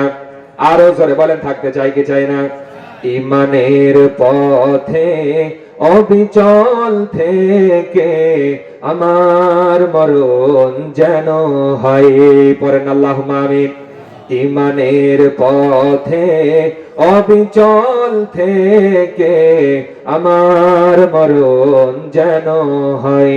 তোমারই কাছে মিনতি আমার, তোমারই কাছে মিনতি আমার, মহামহিম দয়াময়, ইমানের পথে অবিচল থেকে আমার মরণ যেন হয়। পড়েন আল্লাহুম্মা আমিন। আল্লাহ রাব্বুল আলামিন বলতেছে, রে বান্দা, তিনটা গুণ তোমাদের ভিতরে থাকলে তোমরা কামিয়াবি মুসলমান হিসাবে তোমরা স্বীকৃতি পাবে। ও মুসলমান, এখন এই ইমানের দাবিতে যারা পরিপূর্ণ হবে, আল্লাহ রাব্বুল আলামিন কোরআনের ভিতরে তাদের জন্য তিনটা ঘোষণা রেখেছে। জবান খুলে বলেন কয়টা? আপনারা কথা বলতে কষ্ট হচ্ছে না পাশে কবরস্থান মরা মানুষদেরকে ভয় লাগতেছে? সামনে সামনে ইনশাআল্লাহ। ও সামনে কবরস্থান, আপনাদের কোন রকম ভয় লাগতেছে? পৃথিবীর সর্বশ্রেষ্ঠ যে সমস্ত পবিত্র স্থান আছে তার ভিতরে একটা হলো কবরস্থান এবং মসজিদ, ঠিক কি না? অনেকে আমরা এই সমস্ত জায়গায় ভয় পাই, কিন্তু এগুলো হলো পবিত্র স্থান, পবিত্র জায়গা। এবং সবচেয়ে বড় কথা হলো আমার আপনার শেষ ঠিকানা হবে এই কবরস্থান, ঠিক কি না? দুনিয়ার এই গাড়ি, দুনিয়ার এই বাড়ি, দুনিয়ার নারী, দুনিয়ার সম্পদ, দুনিয়ার প্রাচুর্যতা সব পরে থাকবে, থাকবো না শুধু আমি আর আপনি, ঠিক কি না? হাইরে মানুষ রঙিন ফানুষ, দম ফুরাইলে ফুস, ঠিক কি না? দম ফুরাইলে সব শেষ হয়ে যাবে। দুনিয়ার প্রাচুর্যতা একদিন ছেড়ে আমাকে আপনাকে চলে যেতে হবে। এ সম্পর্কেও আল্লাহ বলেছে, আলহাকুমুত তাকাসুর হাত্তা যুরতুমুল মাকাবির। দুনিয়ার প্রাচুর্যতা, দুনিয়ার লোভ লালসা তোমাদেরকে মহাচ্ছন্ন করে ফেলেছে, তোমাদেরকে অন্ধ করে ফেলেছে। এই মায়া জালে তোমরা বিশেষভাবে আকৃষ্ট হয়ে আছো। যতক্ষণ পর্যন্ত তোমাদের এই লোভ লালসা দুনিয়ার মায়া শেষ হবে না, হাত্তা যুরতুমুল মাকাবির, যতক্ষণ পর্যন্ত তোমরা কবরে না যাবা, কবরের সেই মাটি তোমার মুখের উপরে যতক্ষণ পর্যন্ত না পড়বে, ততক্ষণ পর্যন্ত দুনিয়ার এই লোভ লালসা মায়া মহব্বত তোমাদের শেষ হবে না, ঠিক কি না? আল্লাহ পাক রব্বুল আলামিন এবার আমাদেরকে জানিয়ে দিচ্ছেন, যারা ইমানের দাবিতে পরিপূর্ণ হবে মুসলমান, আল্লাহ রাব্বুল আলামিন তাদের জন্য কোরআনুল কারীমের ভিতরে তিনটা ঘোষণা রেখেছে। আল্লাহ রাব্বুল আলামিন বলতেছেন, এক নম্বরে ইমানের দাবিতে যারা পরিপূর্ণ হবে, আমি আল্লাহ রাব্বুল আলামিন ওই মানুষদেরকে সৃষ্টির শ্রেষ্ঠ বলে ঘোষণা করে দিলাম। ইন্নাল্লাযীনা আমানু ওয়া আমিলুস সালিহাতি উলাইকা হুম খায়রুল বারিয়া। আমার আল্লাহ রাব্বুল আলামিন বলছেন, ইমানের দাবিতে যারা পরিপূর্ণ হবে, ইমানের দাবিতে যারা কামিয়াবি হবে, আমি আল্লাহ রাব্বুল আলামিন বলে দিলাম ওরাই হলো সৃষ্টির সেরা, ওরাই হলো সৃষ্টির সেরা মাখলুকাত। আল্লাহু আকবার। দ্বিতীয় নম্বরে আল্লাহ রাব্বুল আলামিন বলছেন, এই ইমানের দাবিতে যারা পরিপূর্ণ হবে, আমি আল্লাহ রাব্বুল আলামিন ওই মানুষগুলার অভিভাবক হয়ে যাব। আল্লাহু আকবার। আল্লাহ যদি কারো অভিভাবক হয়, ওই বান্দার জন্য আর কোনো টেনশন আছে? দেখবেন সমাজের ভিতরে অনেক গরিব মানুষ আছে, কিন্তু ওই ব্যক্তি গরিব হলে ওর সম্পর্কটা চেয়ারম্যানের সাথে, মেম্বারের সাথে টাকা না থাকতে পারে, সামাজিক রিসেপশন তার থাকতে না পারে, রেসপেক্ট না থাকতে পারে, কিন্তু চেয়ারম্যানের সাথে, মেম্বারের সাথে সম্পর্ক থাকার কারণে তার আলাদা একটা সম্মান আছে না নাই? কারণ চেয়ারম্যানের সাথে তার সম্পর্ক, চেয়ারম্যান তার অভিভাবক, মেম্বার তার অভিভাবক। আল্লাহ বলতেছে, বান্দারে, দুনিয়ার একজন চেয়ারম্যান যদি তোমার অভিভাবক হয়, একজন মেম্বার যদি অভিভাবক হয়, একজন এমপি যদি তোমার অভিভাবক হয়, দুনিয়াতে তোমার কত সম্মান, কত মর্যাদা বেড়ে যায়। কিন্তু আমি আল্লাহ রাব্বুল আলামিন তোমার অভিভাবক হয়ে গেলে, এটা শুধু দুনিয়ার কোনো বিষয় না, কিয়ামতের ময়দানে তোমরাই সফল বলে ঘোষিত হয়ে যাবে। আল্লাহ রাব্বুল আলামিন কোরআনে জানাচ্ছেন, আল্লাহু ওয়ালিয়ুল্লাযীনা আমানু ইখরিজুহুম মিনাদ যুলুমাতি ইলান নূর। আল্লাহ বলতেছেন, যখন কোন বান্দা ইমানের দাবিতে পরিপূর্ণ হয়ে যায়, আমি আল্লাহ রাব্বুল আলামিন ওই বান্দার অভিভাবক হয়ে যায়। আমি কেমন অভিভাবক হয়ে যায়? আমার ওই বান্দা যখন কোন অন্যায়ের দিকে চলে যায়, আমার ওই বান্দা যখন কোন অশ্লীলতার দিকে চলে যায়, আমার ওই বান্দা যখন আমি আল্লাহর রাস্তায় ভুলে কোন গুমরাহির দিকে চলে যায়, আমি রব্বুল আলামিন নিজ দায়িত্ব ওই বান্দাকে আলোর পথের দিকে পরিচালিত করে দেই। পড়েন সুবহানাল্লাহ। এর চেয়ে বড় পাওয়া আমাদের আর কিছু হতে পারে? আল্লাহ বলছেন আমি তার অভিভাবক হয়ে যাই। তিন নম্বরে আল্লাহ বলছেন, যারা কিনা আমার প্রতি ইমানের দাবিতে পরিপূর্ণ হবে, আল্লাহ রাব্বুল আলামিন দুনিয়াতেই তাদেরকে সফল বলে ঘোষণা করেছে। সুবহানাল্লাহ করেন। এই সূরাটা আপনাদের সকলের মুখস্থ আছে, জবান খুলে আমার সাথে পড়বেন। ওয়াল আসরি ইন্নাল ইনসানা লাফি খুসর ইল্লাল্লাযীনা আমানু ওয়া আমিলুস সালিহাত ওয়া তাওয়াসাউ বিল হাক্কি ওয়া তাওয়াসাউ বিস সাবর। আল্লাহ বলেছেন, ওয়াল আস, সময়ের কসম কি আল্লাহ বলছেন, ইন্নাল ইনসানা লাফি খুসর, পৃথিবীর সকল মানুষ ক্ষতির ভিতরে নিমজ্জিত আছে, পৃথিবীর সকল মানুষ গোমরাহির ভিতরে রয়েছে। কিন্তু চারটা গুণ যার ভিতরে থাকবে আমি আল্লাহ রাব্বুল আলামিন ওদেরকে সফল বলে ঘোষণা করে দিলাম। তার এক নাম্বার হলো ইল্লাল্লাযীনা আমানু, যারা আমি আল্লাহর প্রতি ঈমান আনবে তারাই পৃথিবীতে সফল বলে ঘোষিত হয়ে যাবে। আল্লাহু আকবার। তাহলে এই ঈমানের দাবিতে পরিপূর্ণ হলে আমাদের জন্য তিনটা আল্লাহ কোরআনে বক্তব্য রেখেছে, এবং তিনটা গুণ যদি আমার আপনার ভিতরে থাকে তাহলে আমি আপনি পরিপূর্ণ মুসলমান এবং মুমিন হিসাবে, ঈমানদার হিসাবে স্বীকৃতি পাবো। দুইটা বলেছে। আর তৃতীয় নাম্বার হলো যে গুণটা আপনার ভিতরে থাকতে হবে, আল্লাহ আপনাকে যখন কোনো কুফর থেকে মুক্তি দেবে, শিরিক থেকে মুক্তি দেবে, পুনরায় শিরিকে ফিরে যাওয়া তেমন করে ঘৃণা করতে হবে যেমন করে একজন মানুষকে অগ্নিকুণ্ডে নিক্ষেপ করা হয়। ইসলাম ধর্মে মানুষদেরকে হত্যা করা, অগ্নিকুণ্ডে নিক্ষেপ করা, এটা হালাল নাকি হারাম? হারাম। আমাদের জাতির পিতা হযরত ইব্রাহিম আলাইহিস সালাতু ওয়াস সালামকে নমরুদ এই অগ্নিকুণ্ডের ভিতরে নিক্ষেপ করেছিল। কথা বলেন ঠিক কিনা? আল্লাহ বলছেন এই তিনটা গুণ যদি তোমার ভিতরে থাকে তোমার ঈমান ভেজাল যুক্ত নয়, তোমার ঈমান ভেজাল মুক্ত হয়ে যাবে। এক নম্বরে বলেছি পৃথিবীর সকল কিছুর চাইতে আল্লাহ এবং আল্লাহর রাসূলকে বেশি ভালোবাসতে হবে। ও মুসলমান, পৃথিবীর ইহুদি খ্রিস্টানরা যখন ইসলামকে নিয়ে বাজে মন্তব্য করে, কোরআনকে নিয়ে যখন বাজে মন্তব্য করে, আল্লাহ এবং আল্লাহর রাসূলকে নিয়ে যখন বাজে মন্তব্য করে, আপনি মুসলমানের সন্তান হিসেবে আপনি যদি নিজেকে ঈমানদার বলে দাবি করেন, মুসলিম কাফেররা যখন কোরআনকে নিয়ে, ইসলামকে নিয়ে, আল্লাহ এবং আল্লাহর রাসূলকে নিয়ে যখন বাজে মন্তব্য করবে, আপনার মুখ দিয়ে যদি প্রতিবাদের বাক্য বের না হয় আপনি কামিয়াবি মুসলমান হতে পারবেন না। আপনার ঈমানের ভিতরে আবু জেহেলের রক্ত প্রবাহমান আছে। কথা বলেন ঠিক কিনা? কারণ রাসূল আমাদের অনুভূতির জায়গা। তুমি সমাজকে নিয়ে কথা বলো, আমার পরিবার নিয়ে কথা বলো, আমার দেশকে নিয়ে কথা বলো, প্রয়োজনে আমি চুপ থাকবো, কিন্তু ইসলামকে নিয়ে কথা বললে, কোরআনকে নিয়ে কথা বললে আমরা মুসলমান এটা বরদাস্ত করতে পারবো না। চিৎকার করে বলেন ঠিক কিনা? তাহলে আল্লাহ রাব্বুল আলামিন আমাদেরকে বললে, বান্দারে আমার প্রতি, আমার রাসূলের প্রতি মানানো ঈমান সম্পর্কে আমরা জানলাম। দ্বিতীয় নাম্বার কন্ডিশন আল্লাহ তাআলা বলছেন ওয়া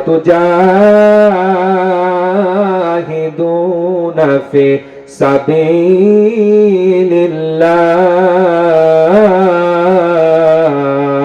আল্লাহু আকবার। এরপরে তোমরা আমি আল্লাহর রাস্তায় জিহাদ করো, সংগ্রাম করো, বিআনফুসিকুম ওয়া আমওয়ালিকুম, তোমাদের জান এবং মাল দ্বারা আমি আল্লাহর রাস্তায় জিহাদ করো, সংগ্রাম করো। ও মুসলমান, আল্লাহর রাস্তায় জিহাদ করা এটা সুন্নত নাকি মুস্তাহাব? কি এটা? ফরজ। নামাজ আদায় করা যেমন করে ফরজ, মাহে রমজান মানে সিয়াম পালন করা যেমন ফরজ, আল্লাহর রাস্তায় জিহাদ করা তেমনি ফরজ। আল্লাহ রাব্বুল আলামিন স্বয়ং নবীকে কাফের এবং মুনাফিকদের বিরুদ্ধে জিহাদ করার জন্য আল্লাহ নির্দেশ দিয়েছেন, ইয়া আইয়ুহান নাবিয়্যু জাহিদিল কুফফার ওয়াল মুনাফিকিনা ওয়াগলুদ আলাইহিম ওয়া মা'ওয়াহুম জাহান্নাম। স্বয়ং আল্লাহ রাসূলকে ডাক দিয়ে বলছেন, ইয়া আইয়ুহান নবী, হে নবী, জাহিদিল কুফফার ওয়াল মুনাফিকিন, আপনি কাফের এবং মুনাফিকদের বিরুদ্ধে জিহাদ করেন। কাদের বিরুদ্ধে? কাফের এবং মুনাফিকদের বিরুদ্ধে আপনি জিহাদ করেন। ওয়াকুলুদ আলাইহিম, এবং আপনি তাদের ব্যাপারে কঠোর হন। ওয়া মা'ওয়াহুম জাহান্নাম, কারণ কাফের এবং মুনাফিকদের বাসস্থান হবে জাহান্নাম। যেখানে আল্লাহ রাসূলকে জিহাদের জন্য নির্দেশ দিলেন, সেখানে ওই রাসূলের উম্মত আমাদের সমাজে কিছু মানুষ দাবি করে, তারা হয়তো জানে না, তাদের সামনে যখন এই জিহাদের কথা বলা হয়, তাদের সামনে যখন দ্বীন কায়েমের কথা বলা হয়, জিহাদের কথা যখন তাদের সামনে বলা হয়, তারা এই জিহাদকে জঙ্গিবাদের সাথে তুলনা করে। পড়েন নাউজুবিল্লাহ। জিহাদের সাথে জঙ্গিবাদের কোনো সম্পর্ক আছে? ইসলামে জিহাদ হলো ফরজ। ইসলামে জিহাদ কি? বড় বড় ইসলাম ঐতিহাসিক যতগুলো সফলতা অর্জন করেছে প্রত্যেকটা সফলতা জিহাদের মাধ্যমে হয়েছে। কথা বলেন ঠিক কিনা? আল্লাহ রাসূল সাল্লাল্লাহু আলাইহি ওয়াসাল্লাম 700 সাহাবী নিয়ে উহুদের ময়দানে গিয়েছিলেন। সেখানে মুসলমানদের সাময়িক সময়ের জন্য পরাজয় হলেও আল্লাহ রাব্বুল আলামিন বদর ও খন্দক প্রতিটা জায়গায় আল্লাহ রাব্বুল আলামিন মুসলমানদেরকে এই জিহাদের মাধ্যমে ঐতিহাসিক বিজয় দিয়েছে। কথা বলেন ঠিক কিনা? আল্লাহ রাসূল সাল্লাল্লাহু আলাইহি ওয়াসাল্লাম 26 থেকে 27টি যুদ্ধে নবীজি নিজে সেনাপতির দায়িত্ব পালন করেছে। খুবাইব খাব্বাব রাদিয়াল্লাহু তাআলা আনহু, সাহাবায়ে কেরাম রাদিয়াল্লাহু তাআলা আনহু সারাটি জীবন জিহাদের জন্য তিনারা জিহাদের ময়দানে নিজেদের জীবনকে অতিবাহিত করেছে। ও মুসলমান, আজকে যদি শুধু আপনি নামাজ পড়ে নিজেকে মনে করেন আমার দায়িত্ব শেষ, মাহে রমজান মাসে সিয়াম পালন করার পরে আপনি যদি মনে করেন আমার দায়িত্ব শেষ, দান সদকা করার পরে যদি আপনি মনে করেন আমার দায়িত্ব শেষ, আপনি কামিয়াবি মুসলমান হতে পারবেন না। কারণ এর বাইরেও আপনার কিছু দায়িত্ব আছে না নাই? আল্লাহ রাব্বুল আলামিন বলছেন সেই দায়িত্বটা কি? আল্লাহ বলছেন শারা'a লাকুম মিনাদ-দীন মা ওয়াসসা বিহি নূহা ওয়াল্লাযী আওহাইনা ইলাইক। আল্লাহ বলছেন শারা'a লাকুম, তোমাদের জন্য নির্ধারণ করে দেওয়া হয়েছে, অবধারিত করে দেওয়া হয়েছে মিনাদ-দীন, ওই ধর্মকে, ওই দিনকে, মা ওয়াসসা বিহি নূহা, যেই ধর্মের ব্যাপারে আল্লাহ রাব্বুল আলামিন হযরত নূহ আলাইহিস সালামকে নির্দেশ দিয়েছিলেন। আয়াতের পরের অংশে জানিয়েছে ইব্রাহিম, মুসা, সকল রাসূলকে আল্লাহ তাআলা সেই ধর্ম দুনিয়াতে বাস্তবায়িত করার জন্য আল্লাহ নির্দেশ দিয়েছে এবং রাসূলের প্রতি আল্লাহ এই ওহী প্রেরণ করেছে, ওগো নবী আপনিও দুনিয়াতে এই ধর্ম, এই ইসলাম আপনি দুনিয়াতে বাস্তবায়িত করেন। পড়েন না আল্লাহু আকবার। আল্লাহ রাব্বুল আলামিন বলেছেন ওয়া তুজাহিদুনা ফি সাবিলিল্লাহ, তোমরা আমি আল্লাহর রাস্তায় জিহাদ করো, আমি আল্লাহর রাস্তায় সংগ্রাম করো। ও মুসলমান, আজকে যদি দিন কায়েমের জন্য, ইসলাম কায়েমের জন্য কাফের মুশরিকদের বিরুদ্ধে যদি আপনাদেরকে ডাক দেওয়া হয়, জিহাদের প্রথম সারিতে কারা কারা ডাকতে রাজি আছেন? লিল্লাহি তাকবীর, নারায়ে তাকবীর। আল কোরআনের আলো, দিন ইসলাম, দিন ইসলাম, লিল্লাহি তাকবীর। আল্লাহ রাব্বুল আলামিন আমাদের এই স্লোগান ইসলামের জন্য কিয়ামতের ময়দানে নাজাতের ওসিলা বানিয়ে দিক। আমরা সকলে পড়ছি আল্লাহুম্মা আমিন। আল্লাহ রাব্বুল আলামিন বলতেছে বান্দা তোমরা আমি আল্লাহর রাস্তায় জিহাদ করো, সংগ্রাম করো। এই জিহাদ শব্দ আরবিতে জাহদুন বা জুহুদুন শব্দ থেকে এসেছে। এর আবিধানিক অর্থ হলো সংগ্রাম করা, চেষ্টা করা, সাধনা করা। কারণ আল্লাহ কোরআনে বলেছেন ওয়াল্লাযীনা জাহাদু ফিনা লানাহদিয়ান্নাহুম সুবুলানা ওয়া ইন্নাল্লাহা লামা'আল মুহসিনিন। আল্লাহু আকবার। আল্লাহ রাব্বুল আলামিন বলছেন যারা কিনা আমি আল্লাহর রাস্তায় চেষ্টা করবে, সাধনা করবে, সংগ্রাম করবে, আমি রব্বে কারীম নিজ দায়িত্বে তাদেরকে সঠিক পথ দেখাবো। আল্লাহু আকবার। আল্লাহর রাস্তায় যদি আমরা সংগ্রাম করি তবে মুসলমান এখানে জিহাদের কিন্তু অসংখ্য অর্থ রয়েছে। আপনি যদি এমন চিন্তা ভাবনা নিয়ে থাকেন আমি একটা বই লিখবো, আমার উদ্দেশ্যটা এমন হবে সমাজ সংস্করণ, দেশ সংস্করণ করব আমার এই লেখনের মাধ্যমে, এটাও জিহাদ বলে গণ্য হয়ে যাবে, ঠিক কিনা? জিহাদের অসংখ্য অর্থ রয়েছে। আপনি এমন একটা বই জাতিকে উপহার দিয়ে গেলেন মৃত্যুর পূর্বে, যেই বই পড়ার মাধ্যমে জাতির অশ্লীলতা, বেহায়াপনা, বেলিল্লাপনা সমাজ থেকে দূর হয়ে যাবে। যেমন আমাদের সমাজে একজন লেখক আছে বর্তমানে মানুষের কাছে খুবই জনপ্রিয়, তিনার নাম হলো আসিফ আজাদ, ঠিক না? তিনার বইগুলো আমাদের কাছে অনেক বেশি প্রিয় না? তিনি লেখক, সেরকম লেখক যদি হয় তাদের লেখা এই বইগুলো জিহাদ বলে গণ্য হয়ে যাবে, সংগ্রাম বলে গণ্য হয়ে যাবে।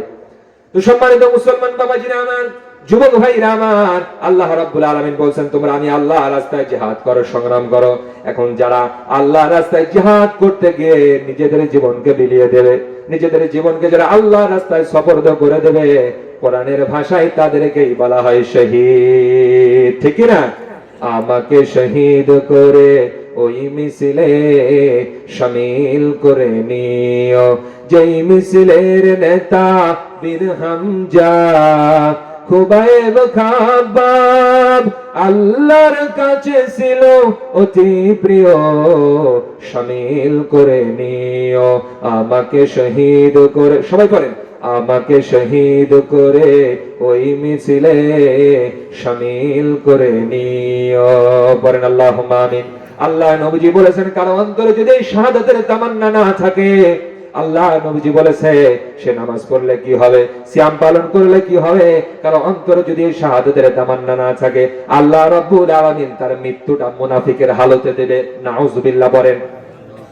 আবার নবীজি বলেছেন কারণ অন্তরে যদি শাহাদাতের তামান্না থাকে, আল্লাহ নবীজি বলেছেন ওই ব্যক্তি যদি রোগাক্রান্ত হয়েও মারা যায়, স্ট্রোক করেও যদি মারা যায়, আল্লাহ নবীজি বলেছেন ওই ব্যক্তি যদি নিজের বেডরুমেও মারা যায়, কিন্তু তার অন্তরে যদি শাহাদাতের তামান্না থাকে, আল্লাহকে বলে আল্লাহ আপনি আমাকে সাধারণ মৃত্যু দিয়েন না, আপনার দ্বীনের জন্য, ইসলামের জন্য, কোরআনের আইন কায়েমের জন্য আপনার রাস্তায় আমি শহীদ হয়ে যাই, আমাকে শাহাদাতের মৃত্যু দিয়েন। আল্লাহ নবীজি বলেছেন ওই বান্দার মৃত্যুটা যদি নিজের বাসার বেডরুমেও হয়, স্ট্রোক করেও যদি মারা যায়, আল্লাহ নবীজি বলেছেন আল্লাহ পাক রব্বুল আলামিন ওই ব্যক্তিকে শাহাদাতের মর্যাদা দান করবে। আল্লাহু আকবার। আল্লাহ নবীজি এবার বলতেছেন যারা আল্লাহর রাস্তায় জীবন দিয়ে শহীদ হয়ে যায়, আল্লাহ রাব্বুল আলামিন এই শহীদদেরকে 6টা মর্যাদা দান করবে। আওয়াজ দিয়ে বলেন মুসলমান কয়টা? আল্লাহ নবী বলেন লিশাহিদিনা ইনদাল্লাহি সিত্তু খিসাল, আল্লাহ রাব্বুল আলামিন প্রত্যেক শহীদ ব্যক্তিকে 6টা করে মর্যাদা দান করবে। তার এক নাম্বার হলো আল্লাহ নবীজি বলেছেন ইগফারু লাহু ফি আউয়ালিন জাফা, কোন শহীদ ব্যক্তি যখন আল্লাহর রাস্তায় জিহাদ করতে থাকে, সংগ্রাম করতে থাকে, কাফেরদের তরবারির আঘাতে তার শরীর থেকে যখন এক ফোঁটা রক্ত শরীর গড়িয়ে জমিনে পড়ার আগেই প্রথম রক্তপাতে আল্লাহ রাব্বুল আলামিন তার জীবনের সব গুনাহ মাফ করে দেয়। আল্লাহু আকবার বলেন। প্রথম রক্তপাতেই তার জীবনের সব গুনাহ মাফ। দ্বিতীয় নাম্বার মর্যাদা হলো ওয়াইজানু মিন আযাবিল কবর ওই ব্যক্তি যখন দুনিয়া থেকে বিদায় হয়ে চলে যাবে, মৃত্যুর আগ মুহূর্তে আল্লাহ পাকের পক্ষ থেকে একদল ফেরেশতা ওই বান্দার কাছে আসে। আসার পরে বলে, বান্দা, আল্লাহর বান্দা, আহলান সাহলান শুকরান, আল্লাহ পাক রব্বুল আলামিন আপনার কর্মের প্রতি এতটা সন্তুষ্ট হয়েছে, আপনার আমলের প্রতি এতটা রাজি খুশি হয়ে গিয়েছে, মৃত্যুর পূর্বে আল্লাহ রব্বুল আলামিন আপনাকে যেই জান্নাত দেবে সেই জান্নাত দেখার পরে আপনি দুনিয়া থেকে সম্মানের সাথে বিদায় হয়ে যান। তৃতীয় নাম্বার মর্যাদা হলো ওয়াইজানু মিন আযাবিল কবর, যখন ওই শহীদ বান্দাকে কবরের ভিতরে রাখা হয়, আল্লাহ নবীজি বলেছেন ওর কবরে কোনো সুয়াল জবাব হবে না, বিনা হিসাবে বিনা বিচারে কবরটাকে আল্লাহ রাব্বুল আলামিন রিয়াজুল জান্নাহ বানিয়ে দেবে। আল্লাহু আকবার। আবার নবীজি বলেছেন এই কবরটা হলো মানব জাতির প্রথম স্টেশন। মৃত্যুর পরে কবরে যদি কেউ ধরা পড়ে যায়, হাসর মিজান ফুলসিরাত প্রতিটা জায়গায় ধরা পড়ে যাবে। আর কবরে কেউ যদি ছাড়া পেয়ে যায়, আল্লাহ নবীজি বলেছেন আল্লাহ রাব্বুল আলামিন পরবর্তী স্টেপগুলো আল্লাহ তাআলা সম্মানের সাথে পার করে দিবে। 4 নম্বরে আল্লাহ রাসূল বলেছেন ওয়ালদাউ আলা রাসিহি তাজুল ওয়াকাত আলিয়াকুতু মিনহা খায়রুম মিনাদ দুনিয়া ওয়া মা ফিহা, আল্লাহ রাব্বুল আলামিন তার মাথায় এমন একটা নূরের মুকুট পরিয়ে দেবে যার এক একটা মণি মুক্তার দাম দুনিয়া এবং দুনিয়ার ভিতরে যা কিছু আছে সব কিছুর চাইতে বেশি মর্যাদা হবে। সুবহানাল্লাহ। 5 নাম্বার মর্যাদা হলো, 5 নাম্বার ওই ব্যক্তির মর্যাদা হবে আল্লাহ রাব্বুল আলামিন তার পরিবার পরিজনের ভিতর থেকে একজন নয়, দুইজন নয়, 70 জন আহাল বর্গদের ভিতর থেকে হিসাব দিয়া কিয়ামতের ময়দানে 70 জন ব্যক্তির পক্ষ নিয়ে আল্লাহর কাছে শাফাআত করে 70 জন ব্যক্তিকে জান্নাতে নিয়ে যাওয়ার আল্লাহ তাআলা অর্ডার দিয়ে দিবে। আর 6 নাম্বার মর্যাদা হলো আল্লাহ নবীজি বলেছেন মৃত্যুর পরে আল্লাহ রাব্বুল আলামিন জান্নাতের ভিতরে তাদের জন্য একটা নয়, দুইটা নয়, 70টা হুর আল্লাহ তৈরি করে রাখবে। সুবহানাল্লাহ। এখন বলবেন হুজুর 70টা হুর, দুনিয়াতে একটা দুইটার সাথেই তো আমাদের মিল পড়ে না। আল্লাহ রাব্বুল আলামিন সেই শক্তি, সেই যৌবন, সেই যোগ্যতা আল্লাহ তাআলা জান্নাতে আপনাকে দান করবে। সুবহানাল্লাহ পড়ে। তাহলে এই শাহাদাতের তামান্না, এই শাহাদাতের আকাঙ্ক্ষা আমাদের অন্তরে থাকার দরকার আছে না নাই? আল্লাহ নবীজি বলেছেন কোন একটা ক্ষুদ্র দল যদি আল্লাহ রাস্তায় জিহাদে বের হয়ে যায়, আমি রাসূল এই দলের সাথে শামিল হয়ে যেতাম। নবীজি বলেছেন আমার মনে বড় ইচ্ছা হয় আমাকে যেন আল্লাহর রাস্তায় শহীদ করা হয়, আবার জীবিত করা হয়, আবার শহীদ করা হয়, আবার জীবিত করা হয়, আবার যেন আল্লাহর রাস্তায় শহীদ করা হয়। সুবহানাল্লাহ। শুধু এতটুকুই না, আল্লাহ কোরআনে বলেছেন ওয়ালা তাকুলু লিমান ইউকতালু ফি সাবিলিল্লাহি আমওয়াত বাল আহইয়াউ ওয়ালাকিন লা তাশউরুন। আল্লাহ বলেন যারা আমি আল্লাহর রাস্তায় জিহাদ করে সংগ্রাম করে শাহাদাত বরণ করে তোমরা তাদেরকে মৃত বলো না, তারা জীবিত, কিন্তু তোমরা সেটা উপলব্ধি করতে পারো না। এখন মুসলমান, আপনাদের কাছে আমার প্রশ্ন হলো, মানুষ যখন জীবিত থাকে তাদের খাবারের প্রয়োজন হয় কি হয় না? খাবারের প্রয়োজন হয়, কিন্তু আল্লাহ কোরআন যে বলল যারা মৃত, যারা শাহাদাত বরণ করে তাদেরকে তোমরা মৃত বলো না, তারা জীবিত, কিন্তু তোমরা সেটা উপলব্ধি করতে পারো না। আল্লাহকে যদি বলি আল্লাহ তারা কি তোমার কাছে রিজিক পায়, আল্লাহ সেটাও জানিয়ে দিচ্ছেন। আল্লাহ রাব্বুল আলামিন বলছেন ওয়ালা তাহসাবান্নাল্লাযীনা কুতিলু ফি সাবিলিল্লাহি আমওয়াত বাল আহইয়াউন ইনদা রাব্বিহিম ইরযাকুন। আমার আল্লাহ রাব্বুল আলামিন বলেন যারা আমি আল্লাহর রাস্তায় জিহাদ করে সংগ্রাম করে দ্বীন কায়েমের জন্য যারা নিজেদের প্রাণ বিলিয়ে দেয় তোমরা তাদেরকে মৃত বলো না, তারা জীবিত। তারা শুধু জীবিত নয়, তারা আমি আল্লাহর কাছে রিজিক পাই। আল্লাহু আকবার বলেন।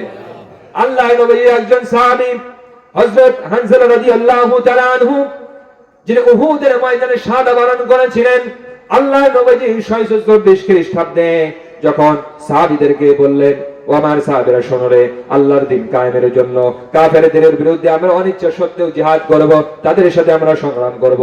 এটা কি মদিনার ভিতরে করব নাকি মদিনার বাইরে করব? সেই সময় কিছু যুবক সাহাবী যারা বদর যুদ্ধে অংশগ্রহণ করতে পারে নাই, ওই সাহাবীরা বলল, ইয়া রাসূলুল্লাহ, ইয়া হাবিবাল্লাহ, আমরা মদিনার বাইরে গিয়ে জিহাদ করব, কাফেরদের সাথে সংগ্রাম করব। কিন্তু বয়োজ্যেষ্ঠ সাহাবীদের কিছু মতামত ভিন্ন ছিল। পরিশেষে আল্লাহ রাসূল সাল্লাল্লাহু আলাইহি ওয়াসাল্লাম উহুদ নামক প্রান্তরে এই উহুদের জিহাদ, কাফেরদের সাথে সশস্ত্র যুদ্ধ করার জন্য নবীজি সিদ্ধান্ত গ্রহণ করলেন। আল্লাহ নবীজি 1000 সৈন্য নিয়ে কাফেরদের বিরুদ্ধে জিহাদের জন্য রওনা হয়ে গেলেন। ওইদিকে আবু সুফিয়ানের নেতৃত্বে কাফেরদের সংখ্যা 3000। কয় হাজার? কাফেরদের সংখ্যা 3000, মুসলমানদের সংখ্যা 1000। কারণ কাফেরদের সংখ্যা বাহ্যিক দৃষ্টিতে অনেক হলেও কাফেরদের সাথে আল্লাহর সাহায্য নাই, মুসলমানের সাথে একজনের সাহায্য আছে, তিনি কে? আল্লাহর সাহায্য যদি মুসলমানের সাথে থাকে, মুসলমানদেরকে পরাজিত করার মতো ক্ষমতা আসমানের নিচে জমিনের উপরে কারো নাই, ঠিক না?